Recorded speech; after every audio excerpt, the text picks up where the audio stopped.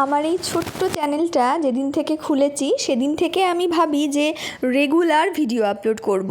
কিন্তু কোনো না কোনো কারণে আমার এই রেগুলার ভিডিও আপলোড করা হয় না।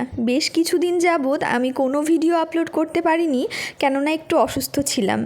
অনেক ভিডিও এডিট করা পড়ে থাকলেও ভয়েস ওভার পর্যন্ত দিতে পারিনি, কেননা একটুও মনটা ভালো ছিল।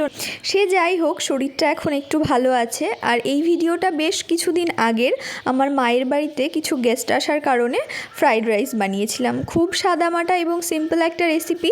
প্রথমেই সবজিগুলো কাজু কিশমিশ ঘি আর তেলের মধ্যে ভেজে নিয়ে আধ ঘন্টা আগে ভিজিয়ে রাখা বাসমতি চাল সেদ্ধ করে নিয়েছি।